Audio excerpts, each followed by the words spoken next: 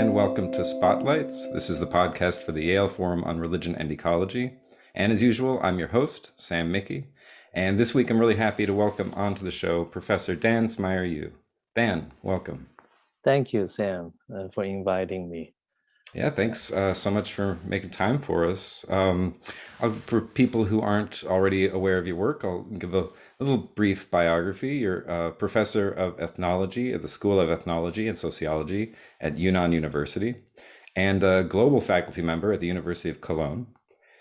You currently serve as a member of the advisory group for the Forum on Religion and Ecology and also on the board for the International Society for the Study of Religion, Nature, Culture, another really important organization for this kind of work. And you've done so much work in the field. You were a founding director for the Center for Trans-Himalayan Studies at Yunnan University, a senior researcher at the Max Planck Institute for the Study of Religious and Ethnic Diversity, an author and editor of many books, author of Mindscaping, The Landscape of Tibet, Place, Memorability, Eco-Aesthetics. I love that title. And co-editor of a handful of books, Religion and Ecological Sustainability in China, Trans-Himalayan Borderlands, Livelihoods, Territorialities, Modernities, and most recently, Environmental Humanities in the New Himalayas, Symbiotic Indigeneity, Commoning, Sustainability.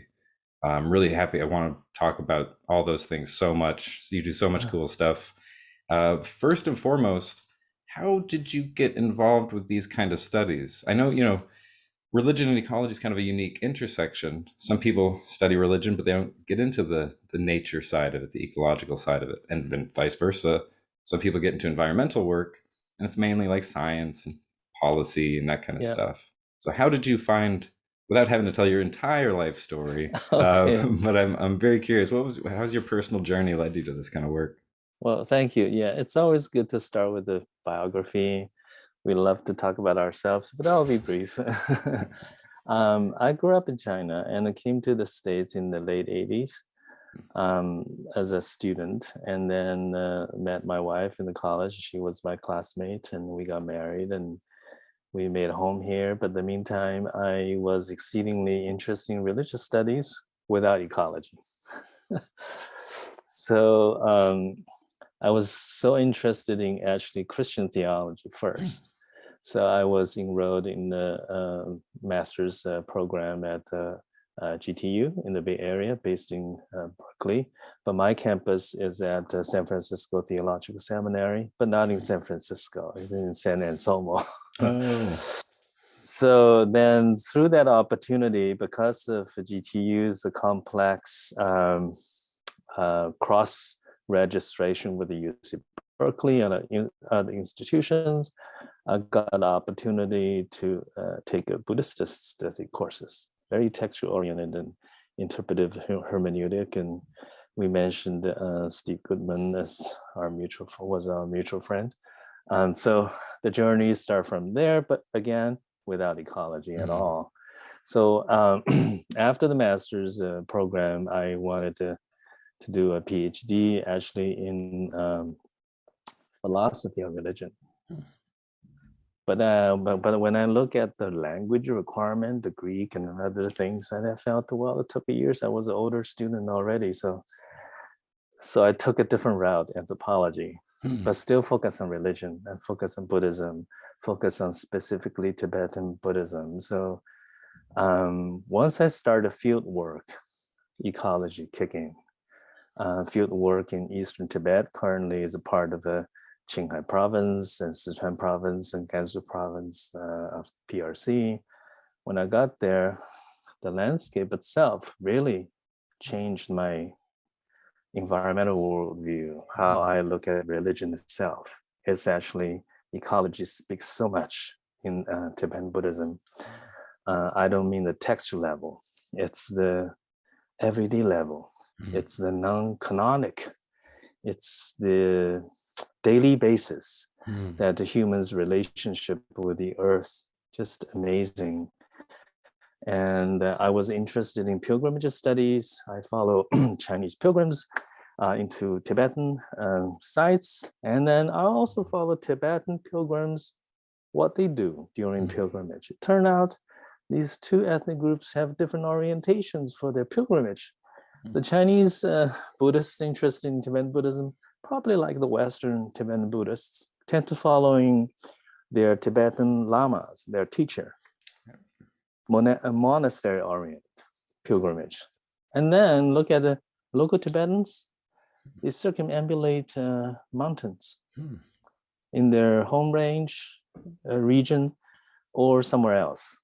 It's throughout the year, they have their calendars, when to go, when not to go.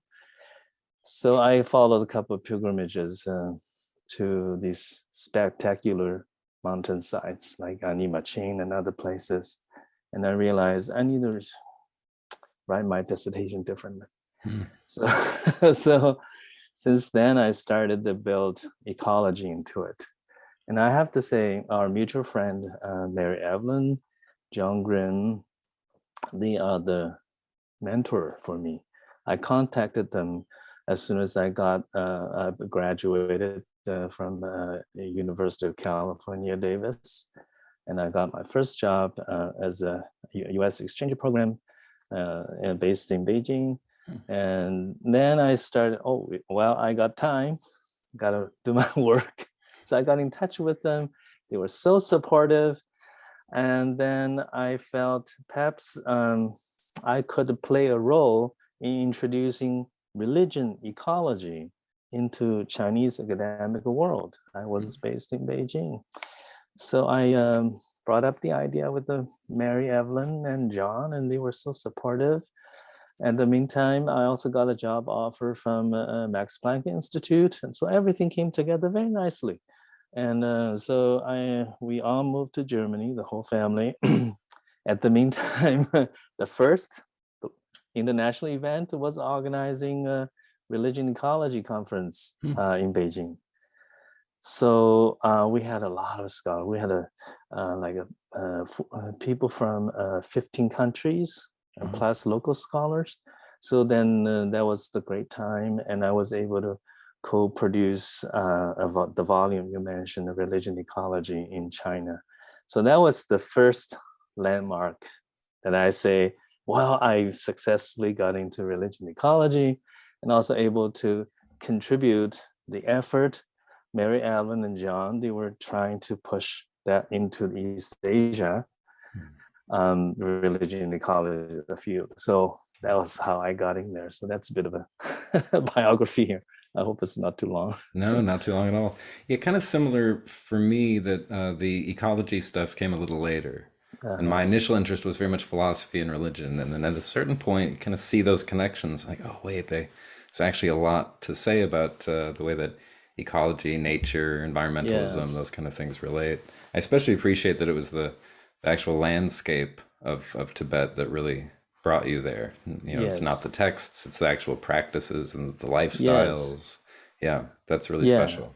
And then I have to say that dissertation is not always like absolutely my own personal perspective, because we all had advisors and they also push a lot of theories into my text, and which I happily need to accept that to go through the rite of passage.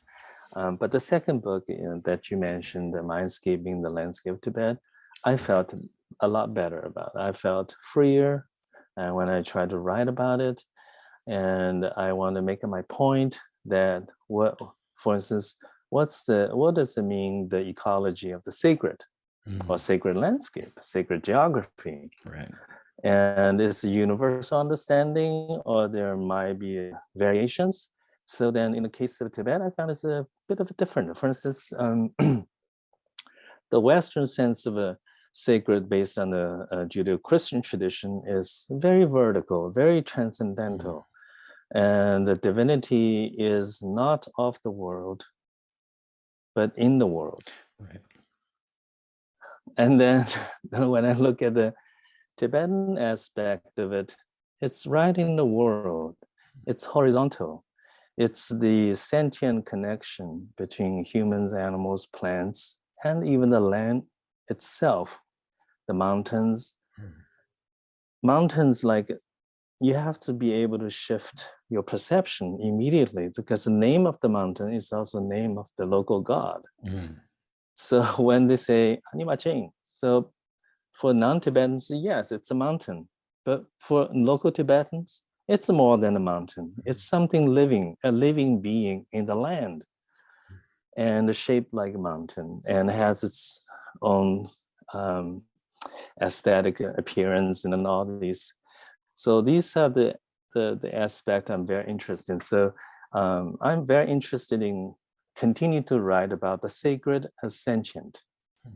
So that's how I look at the differences between the Asian traditions or the Judeo-Christian traditions, but both could communicate with each other. Another point about religion ecology is that I'm also as an anthropologist, I'm very interested in like being able to contribute to policymaking for sustainability and environmental ethics. You know, within the religion ecology, yes, we're very comfortable with each other. We talk about sacred, we talk about ecology, we talk about all these nitty-gritty things. But the question is, how do we convert these sacred ecological knowledge into certain policies, very specific to certain regions, or the planetary idea of a new global ethics? So these are the questions I'm working on.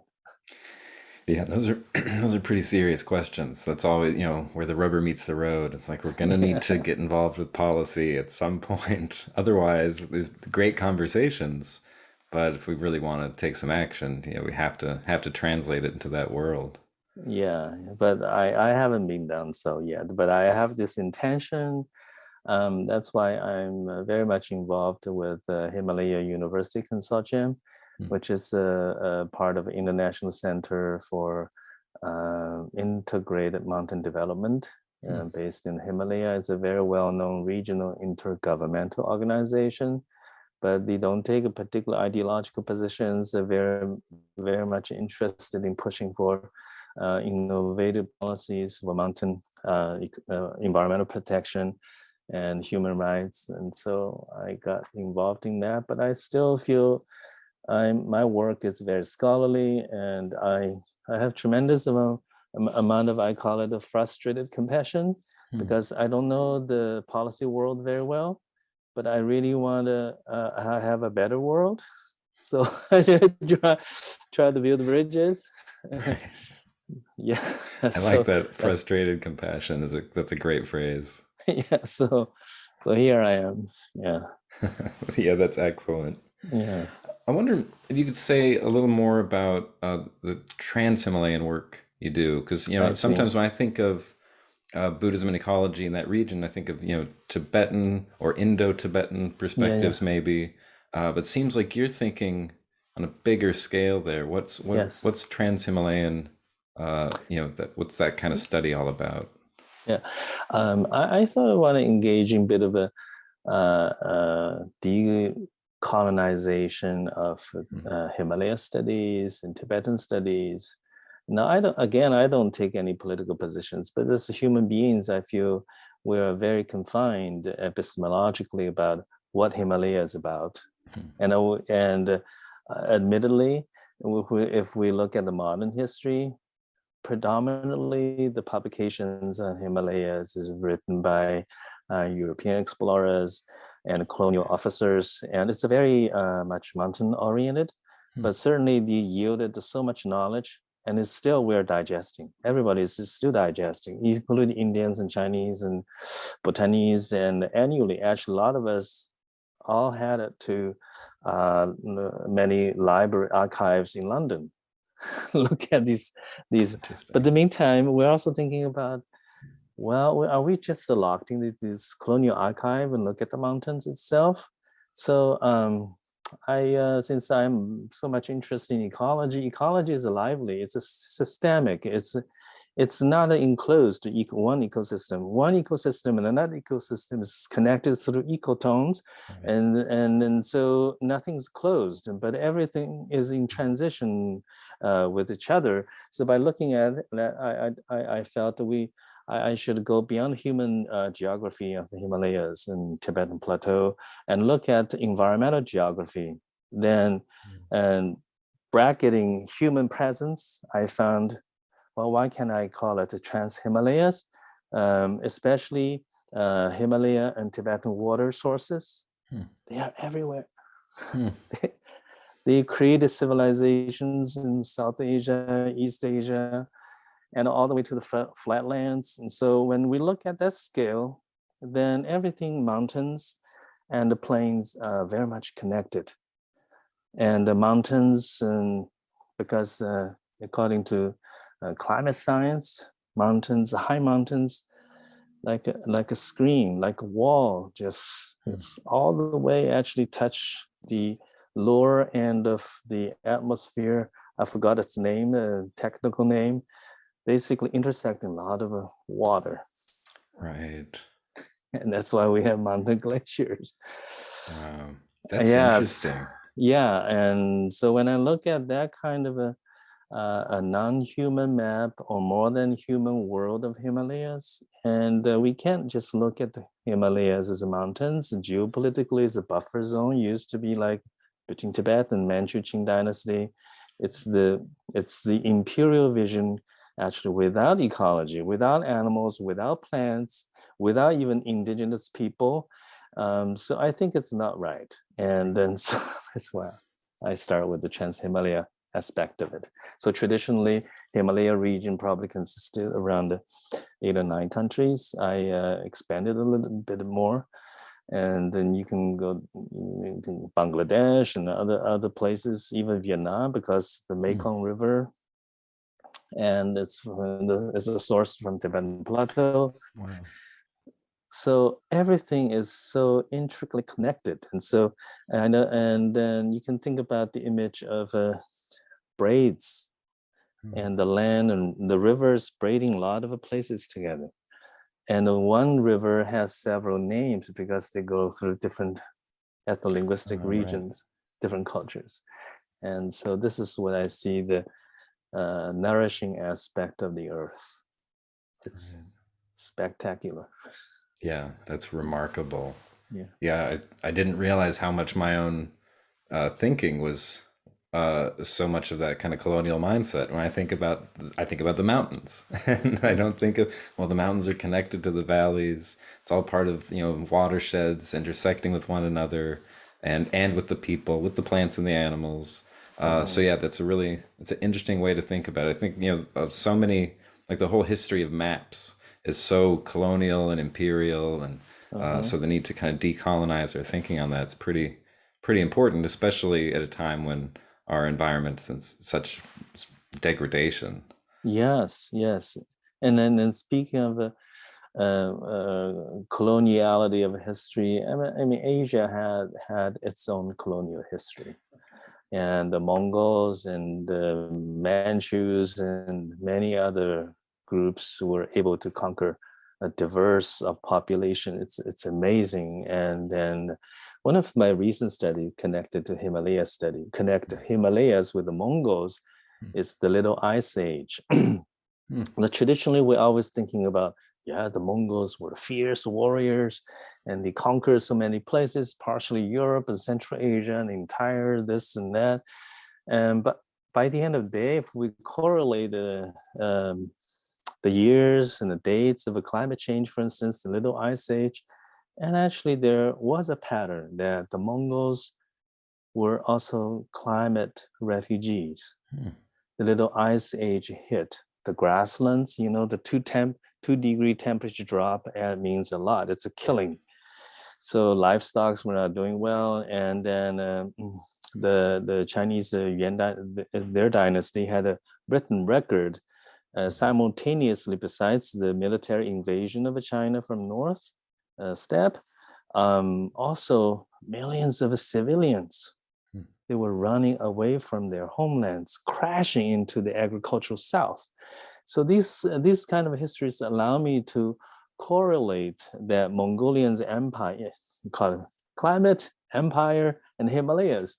So, so that's amazing. So how Mongols got all the way to the eastern Himalayas, to Myanmar and other places, because the Himalaya, the eastern Himalaya, is shaped like an arc. The mountains banded. It's usually we think about Himalaya. It's the west east direction, mountains. And then because of the tectonic force pushing the mountains, actually bend the mountains into the direction north to south. So that which means monsoons could go in there, and a lot of rivers also coming down from the plateau. River also means highways for people to travel in ancient times. Right. Not necessarily travel in the river because it's too rapid. They would travel along the river. So that's what Mongol did. So they also invaded Tibet and then got into Yunnan, Myanmar, and other places. Wow. So these are the, I try to construct climate history too in terms of religion and ecology. So that's remarkable. Yeah, to think it's, these warmongering Mongols, like, no, there's a climate crisis, and yes, they're just reacting to the climate.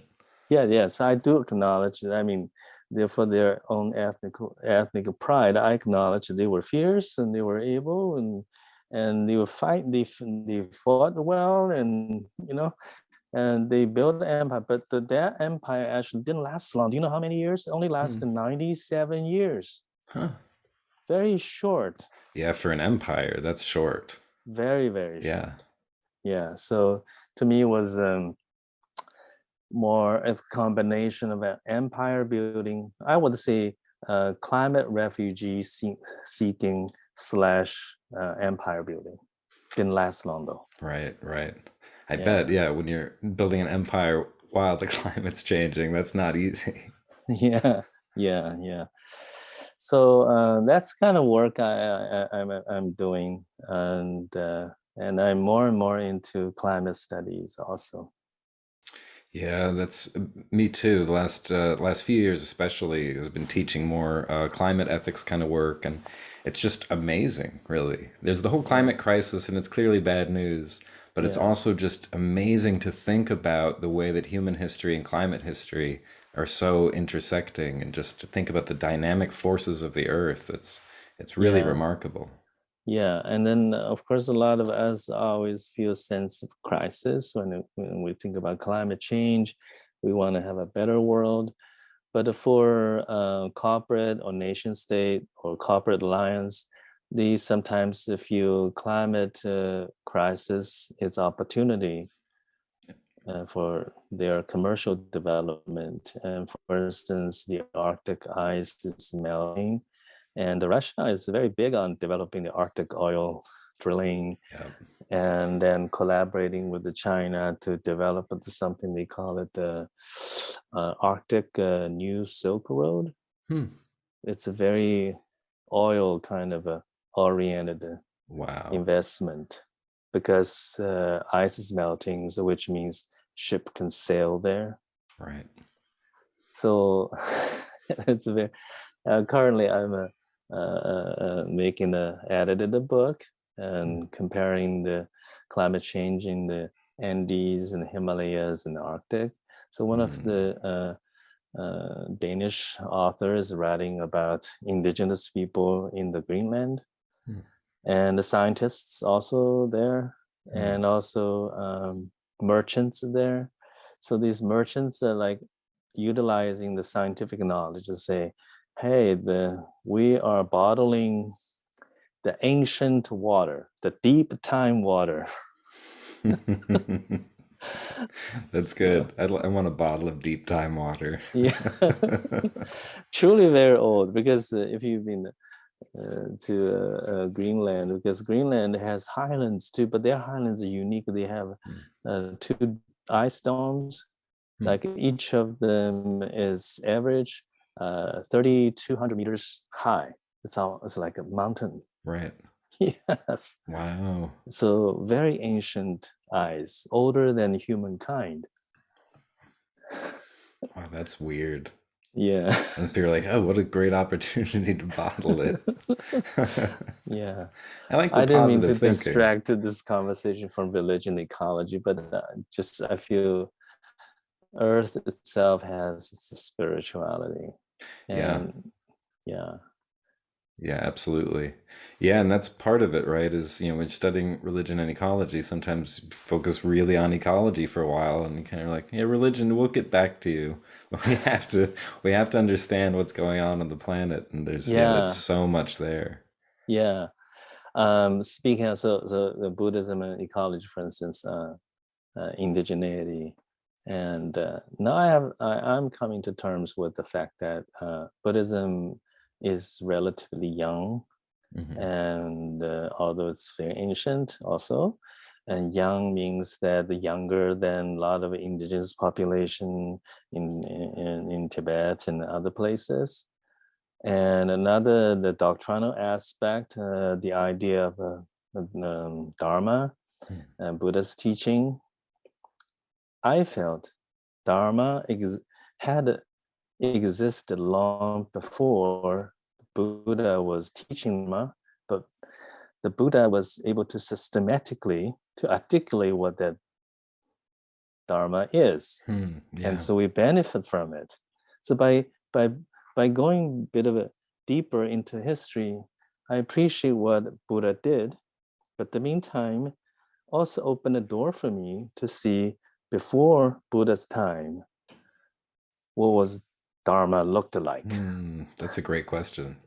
so so that's the ecological question to me, because I Yeah. want to look at the Dharma from the earth perspective. Mm. Yeah. Another thing I'm kind of a critical also, but is about Buddhist worldview, and that's you're probably familiar with it. It's the six realms. Right. The three are kind of a good worlds, and then and the other three are not. You know, the hell, the hungry ghost, and all these. Yeah. They're not going there. Right. But that actually, to me, it's a highly moralized world, Hmm. because in the actual living world, animals and humans and plants, they all have their own integrity. Right. They all have their selfness or non-selfness, and it's not something that a human can make the judgment. But of Hmm. course, the Buddhism says only humans can become Buddha. Right. So what does that mean is that we have a superiority complex now. Yeah. So everything else cannot. Yeah. So then this in this moralized world, so animals and humans actually not equal. But on the other hand, Buddha also teaches all sentient beings have the same Buddha nature. Right. So what does that mean? And how do we understand ecologically, environmentally, and ethically? So this is the similar question, I think, is similar facing Christian ecologists too, about Yeah. we're the steward, because we are being entrusted as humans to take care of the world, and we're the master of the world. Right. Yeah, two very conflicting messages. Kind of reminds me of what you were saying earlier about the horizontal versus vertical tendencies Yeah. to think about divinity. We have these two messages that we're getting at the same time. Like, well, Yes. all sentient beings have Buddha nature, but it's really us who really has the good Yeah. one. We're on top of it. So in the sense, we're on top of this hierarchy. In another sense, we're all equal. And you're Yeah. like, well, what am I supposed to? Which one's the real one there? Yeah. So then I abandoned the desire to look for the real, Hmm. because I feel I'm very limited in terms of what real could be immediately I can see, or things like what if I cannot see but it's real, but I feel it's not real. And then I think I have to live with contradictions in this world. Hmm. Now, on the one hand, let's come back to the Buddhism again. On the one hand, the Buddha says, do not commit killing. Right. But in the natural world, not let's just bracket the humans. We look at in their backyard, in the gardens, you know, small animals, they eat each other. In the bigger version, in the wilderness, there's a kind of a mutual consumption going on. Hmm. And how do we look at the violence, ecological violence, compassionately, and yet understand that happening? It's a very very cruel from a modern human's understanding of things. So I am thinking about these questions. What does it mean? The earth is not always cuddly, and it's violent. Yeah, exactly. Everything's eating everything else all the Yeah, time. yes. I mean, we're being transformed voluntarily or involuntarily. That's how I see the Buddha's dharma in ecological terms. That's how I see. So I feel. By the way, I used to be vegetarian like for 5-6 years, Hmm. and I changed it not because of ideology. It's just for health reasons. I feel kind of not enough protein or whatever. So I resumed the meat eating, but the meantime, I always thinking about what compassion means here. it's a, it's a, it's a, it's a, serious ethical questions. And then I also look at Hinduism, and because Hinduism had a longer history of the vegetarian history. And I have to say, because the Mahayana Buddhism, especially the Chinese version, is monastically so strict about no meat, no, nothing at all. I felt maybe it came from Hinduism. Hmm. And then I look at the Hindu texts, and meat eating is permitted when their medical conditions arise. Hmm. And then the vegetarian diet certainly is spiritually and morally superior to anything else. So it's almost like the biblical image of sheep and lion sitting together. Right. Yeah, So that's a then, yeah, so then I feel it's not really a real world. I mean, see, that's the question: the real or not real. So, right. so then I got into the new animism, like Grant Harvey and other scholars, and they address these issues in terms of the interspecies violence, Hmm. the huntings, and all these meat consumptions. And so I try to find my own religion ecology niche in that direction. Right. Yeah, that's complicated. That's one that really interests me a lot is, like, well, we have to eat. So we're gonna be complicit in some kind of killing, at the very least killing plants. Uh-huh. And so then how do you eat well? And I don't Yes. know, and kill in a way that's not treating things like they're just here to be killed. Yes. That there's some intrinsic value to it, and especially thinking of indigenous communities for which hunting is a sustainable and spiritual Mm-hmm. practice. Mm-hmm. And you're thinking, well, if that's what meat eating looked like, then okay. But then you look at Mm-hmm. like industrial meat production, and you're just like, that's so violent and so harmful to these Yeah, animals. And, so inhumane. I yeah, like Mary Evelyn's a friend, Wendell Berry, farmer, poet, and right, based in Kentucky, I believe. right. Uh, I loved his writing. He said, as long as the animal you eat had a free life, and then I think there is a mutual appreciation there.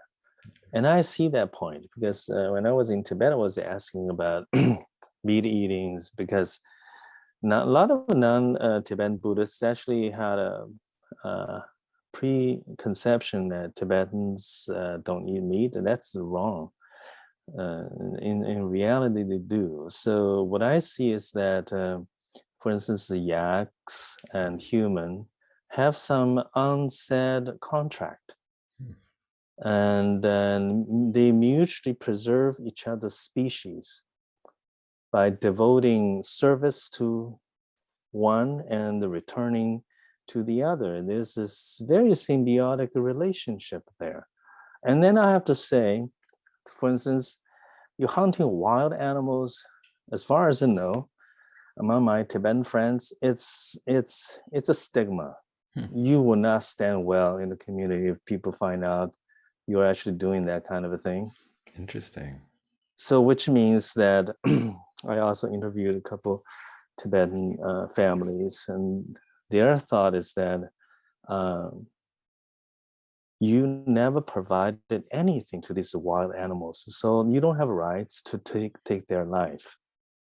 It's not Right. like yaks and sheep that you provide service throughout their lifetime, and then slaughtering only happens seasonally.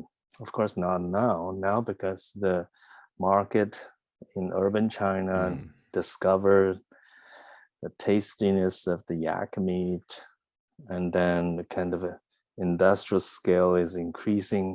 But I'm Mm. just talking about the traditional aspect of it. And so humans, animals have some kind of unsaid contract.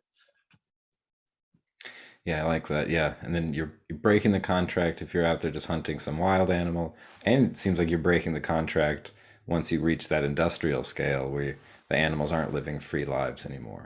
Exactly. And that's also like in my I I write very differently. Sometimes they're not even related to religion ecology. For instance, the ethnic identity studies in relation to life releasing. Hmm. I one time I wrote a piece. So it's a very intricate thing, and Tibetans in trying to claim their preserve their cultural heritage and language and religion and everything.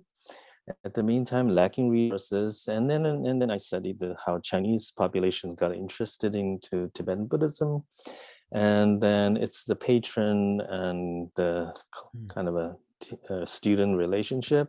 So Chinese they tend to donate lots of money Hmm. to monasteries. So the Tibetan lamas and also their communities often have issues with Hui people, the Chinese Muslims. Hmm.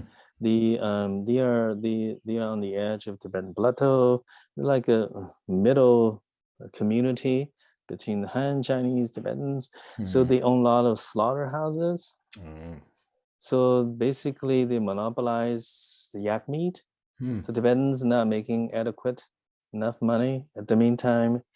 So anyway, this is happening. So then the lamas accumulate, several million yuan. All of a sudden, they would just go into a slaughterhouse. We're going to buy your yaks, and we free the lives Wow. there. Wow. So the truckloads of yaks transported back to the grasslands. Wow. Now, make a statement is very loud. I would say is a dual statement. One is the Buddhist saving life, and the second is the one of reclaiming our livestock. Right. Make Yeah. a statement. It's us. So, but from an ecological perspective, it's very difficult to imagine if they do that very regularly. The carrying capacity of the grasslands will not be able to really to sustain all the domesticated animals. So these are the Right. kind of questions I'm very interested in. It's very real to me. I mean, speaking of real. So. Yeah. Yeah. That's such interesting intersections between religion, ethnic identity, and ecology, all kind of tangled up there. Yeah, I love Yeah, the idea of freeing the yaks, but yeah, if it's like industrial scale slaughterhouses, that's too many yaks. You can't free them all. Similarly, the yeah, United States, I would think if somebody wants to go into places where they're raising cattle, they're like, we're gonna free all the cattle. I'm like, we don't have enough grass for them out here. There's too no, many. Yeah. yeah, yeah. So we are caught. Truly, to me, it's ethical crisis. Yeah. Yeah, Wow. Yeah, yeah, I really like that. And the way that, indigeneity intersects with this and like the new animism and things like that. I think that's just yes, such an interesting intersection of problems. And also, in your most recent edited volume, Environmental Humanities in the New uh-huh. Himalayas, you talk about commoning also. And Yeah, I'm increasingly interested in this issue of uh-huh. commoning. And there's the old idea from like Garrett Hardin, the tragedy of the commons, right? Yeah, Oh, the yes, commons never works, it never works. yeah, And then Eleanor Ostrom won a Nobel Prize for showing no, the commons can work, and yeah, historically we have all kinds of examples of it working. So I'm yes, wondering if you can get into that a little bit, because obviously things like slaughterhouses, those uh-huh. are not examples of Yeah. commoning. So let's take a step back. Like when we say commons, actually, it's a modern conception. Let's start with that. I mean, in the old days, yes, it existed in Britain and other places. The modern conception is that look at the globe itself. Oh yeah, the Arctic and the Antarctic and the deep sea and the space and all being defined as commons. It's like a no ownership by particular countries, and then often be understood as a common pool resources. It's a very utilitarian kind of a definition, but in fact, they are being explored and also now being exploited too. So these are the commons that the ideas and Gerhard wrote about. But by the way, his comment is hypothetical though, but hypothetical based on real context, the capitalist context. Right. Yeah. So so the commoning, then a couple scholars, pardon me, I'm not good at names, and some of them started looking at the commons should be verb, commoning. As everyone is a participant in the process. It's not like a static, a piece of land, a piece of ocean, or a gigantic terrestrial ice, you know. So when we look at the commons as a verb, it makes perfect sense. So my personal case study is river. Look at Trans-Himalayan rivers, Trans-Himalaya / Tibetan rivers, and they're truly commoning. They're just like, they are not sensitive to human political borders. They just cut through it. And this is where I want to go. This the three ethnic groups, and multiple of them, they don't want to associate with each other. So what? I go through your community anyway.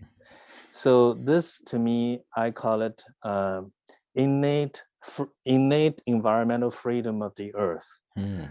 And I wrote it in my chapter in that book. So I'm not being just an editor. I love to contribute.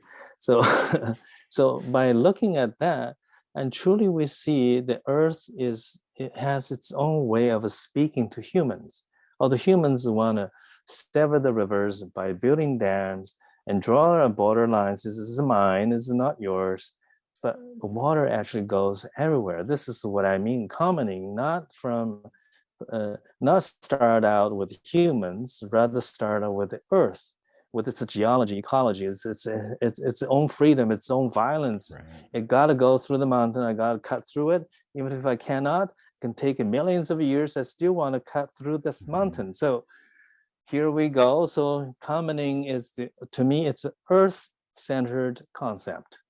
And then, of course, humans have to come in, because we cannot really ignore the fact it's the Anthropocene, it's the anthropogenic forces on the state, the corporate. So here we go. So how do we do commoning? And we have to face the fact that upper reach, lower reach, they all related. And we can't just say, well, I draw a border here, that's mine. So I can just, that's all my water. It's not your water. Right. So how can Vietnamese and Cambodians survive without Mekong? Let me just give you an example. And also the Brahmaputra is a huge, long river. What if, let's say, China's saying, oh, that's my river only. That's not right. Really. So that's the commoning. Now take a further step. It's the ethical question. It's global ethics about the environment. And how do we treat the common properties going through your personal property, national property, still as a common property? Now that's right. Something that the UN really should contemplate on that. And of course, I would like to contribute some ideas too. So these are the idea of the commoning. And another thing related to commoning is the indigeneity. It's so political. I mean, North America, you know that. It's very political. I respect that. The indigenous rights and everything. It's due to the colonial history and everything. At the meantime, because of the politics of indigeneity is just so overwhelming, and a lot of us actually don't really look at indigenous, I call it ecological indigeneity versus the political indigeneity, because indigenous people had or have their knowledge of ecology. Right. And they actually quite useful for us to conceive a new planetary environmental ethics. So these are the things I feel it's very important. And then in the edited volume, in the introduction, I specifically added, I do not want to call it like a pure indigenous ecology or ecological knowledge. And I call it the symbiotic indigeneity. It's more like a modern perspective, contemporary perspective. It's not my invention, of the term is my invention, but people doing Arctic studies and then also doing the Himalaya studies, they also see that indigenous populations have a lot of interactions with the non-indigenous population, and a lot of them probably left their indigenous lands and going to urban areas, and then some non-indigenous peoples also moving to indigenous lands. So these ongoing, it's not necessarily all colonial kind of relationship. And so these are the realistic pictures that I have seen, in Alaska and other places, and it's there. So this is the focus of my studies. And in terms of commenting, then they actually very much aware of how to do commenting, because reindeer herders, they never really had their specific national geographic boundaries, but they go through circumpolar traveling. They know certain routes, certain places. They know how to do the commoning with the animals, humans along the way, and they have a deep knowledge in that. And a lot of the things I feel we can actually really learn from them and translate that knowledge into like a policy intelligible language. That's Nice. what I'm I like trying that a to lot. focus at. That's a good goal. And to get the United Nations to take that up. Like, look, we have this kind of global ethical perspective, and we have such great resources for learning it right here. And Yeah, yeah, following the reindeer is such a great example, where yeah, it's like, no, these political boundaries are not these kind of thin, rigid lines. It's very fluid and porous. very, very. And then now to look at the current the war going on in Ukrainian and Russia conflict. It's again, what if we don't look at the land from human perspectives? It's a huge, vast plain. It's a bread basket for everybody virtually. But in the meantime, it happens that Ukrainians and Russians contending over it, and then it's a huge waste of resources. I really truly pray for peace right now. No more dying. The fact is that Earth will do its own work when we are in such a deep abyss of a conflict. So I'm a kind of taking a detour. Sorry, I watched too much news. Yeah. No, well, it's definitely relevant for sure. Yeah. Yeah, Speaking of the need to think more ecologically and ground our politics in a more ecological sensibility. yeah, Yeah. yeah. So I really appreciate the you shared the edited book, Living Earth. Is that right? Yeah, Yeah. Living yeah, Earth Community. Yeah. yeah. I actually read some chapters, including a preface, and some actually very neat sentences, and I intend to reference in the future. Ah, nice.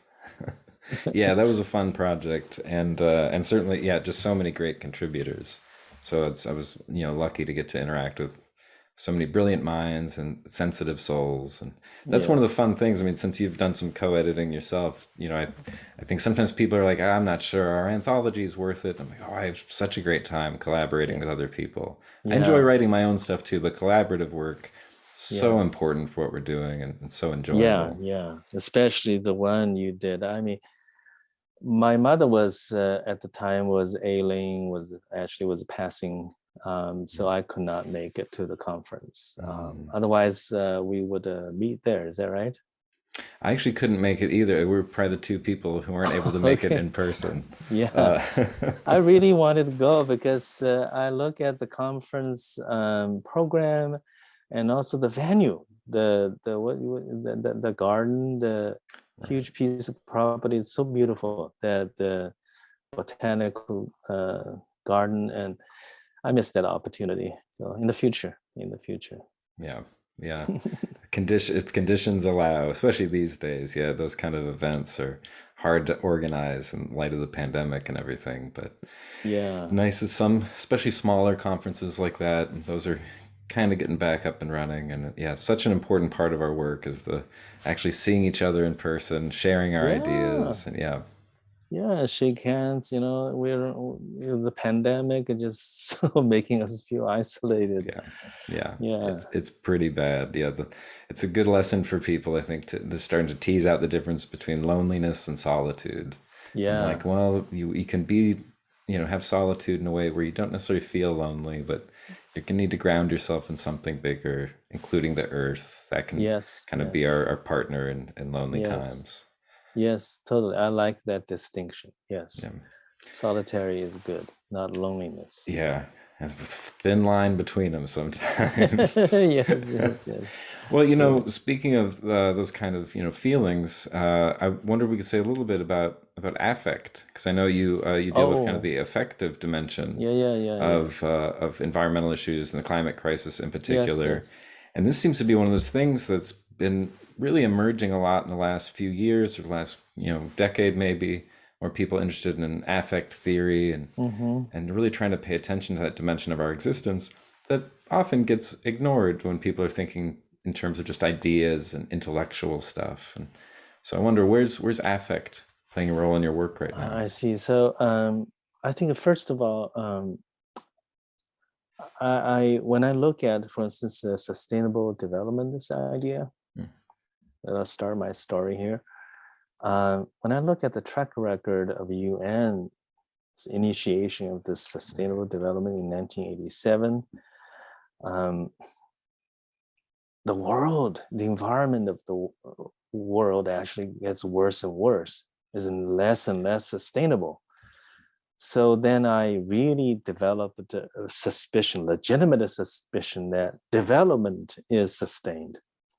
The environment is not sustained. yeah. So to me, it's a very slippery term that whoever want to use that term, you can chant it left and right. It's your Mhm. mantra. It can save your bud, if you do pollution, but you're doing something, it's still the growth-based economy that UN is promoting, I feel. Yeah. And then so technocratically, when I look at all these fancy environmental policy ideas, and China has the ecological civilization, other places have other and climate control, climate justice, and technically conceived stuff. I really have suspicion of it. I feel the affective approach, how we feel about the place, is truly telling us that what sustainability means Mm. to each of us, including billionaires. They destroy the world. In the meantime, they love to have their homes in the very pristine, environmentally pristine places. Right. So why can't they just admit the fact that they also have affective approach to where they Mhm. want to live, where they live? So this is the starting point of my affective approach to the study of ecology and religion. And then, of course, religion has so much affect or affective approach to the environment, and the language of the sacred, the language of sentient, all these ethical and the spiritual language terms to me is a very, very useful. And I'm also very glad UN has a program. UNEP has a program now. And I think Mm. Mary Evelyn is one of the co-creator of that program. And it's called a Faith for Earth. Right. You're probably aware of that. So I'm so glad. It's something that so intangible and so affective, but to me will be very effective if we continue to pushing it not in the sense, not just doing environmental activism, chanting slogans and go to conferences, still feel sense of oppressed by the end of the day. Mhm. And I feel as scholars and scientists, maybe we just concentrate our smart minds, articulate this affective approach to the environment, writing books and really deliver in policy intelligent outcomes from our work. That's what I like to promote. And of course, affective approach actually is everywhere. Religion, ecology itself is also. And then I want to add environmental humanities. Yeah. I have to say 2 or 3 years ago, I got very much interested. I started reading the Australian school of thoughts in that aspect. Tom Van Doren and Deborah Bird Rose, and their writings allow me actually really connect Australian Aboriginal ecological knowledge with Himalaya and Tibetan indigenous peoples' knowledge, and allow me to speak my sense of environment with new set of vocabularies. Yeah. Like instead of calling our work as ethnography as anthropologists, don't do that. It's ethno is a very human-oriented, human-centric term. And then I like one of their terms they called lively ethography. Right. It's amazing, all of a sudden we can actually talk about ethos, because anthropologists not allowed to generalize, not to actually speak about your observation in the not necessarily in material terms. And I feel this is a good opening. It's a very good opening for me. I keep practicing it. I feel I'm getting better. So this is how I look at the affect. Of course, I read the affect theories also. I mean, eco criticism, literary studies, and they produce a lot of them, and very, very useful. But I want to read authors who actually directly work with the land, Mhm. directly work with actually people in particular ecosystem. And I feel maybe the knowledge they generate will be more against the question of a real, ecologically real, and then put that way. So I'm kind of looking for these type of writings, connect mine with them also. Yeah. So that's what I great. mean. Yeah, that's some of my favorite stuff. Environmental humanities, eco-criticism. Yeah, I think it's all really exciting. And in a lot of it, it's so, there's a lot of anthropology and history and literature. And so I think religious voices are really needed still. I think that's, Yeah. The connection between religion, ecology, and environmental humanities, I think is a really fruitful one. And I think we'll see it Yeah. grow a lot in coming years.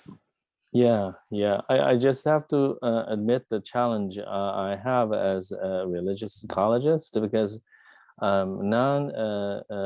traditional ecologists and even some actually many environmental humanists, they are very cautious about religion. And actually, I want to say aloud, since it's going to be published here, we're not promoting religions. We're scholars of religious studies. And a lot of them feel like you're promoting Buddhism. And it's Yeah. totally not. It is Yeah. totally not, because the religious canons and the daily practices and their environment have a lot of knowledge and deserve a good research.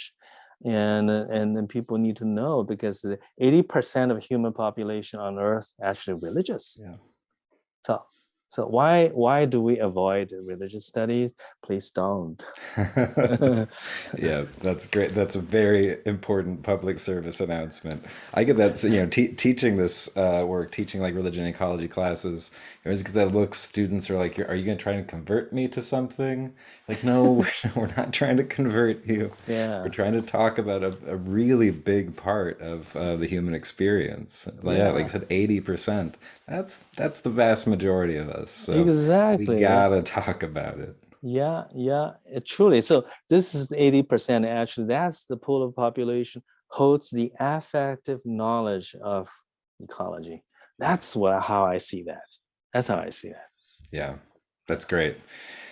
I think that's a good note to end on because that was a really good advertisement for why people should study religion and Good, ecology. good, good. So yeah, geez, Dan, I lost track of time at some point. I'm just like, oh, Okay. you have such good stories and such good examples that you're drawing on.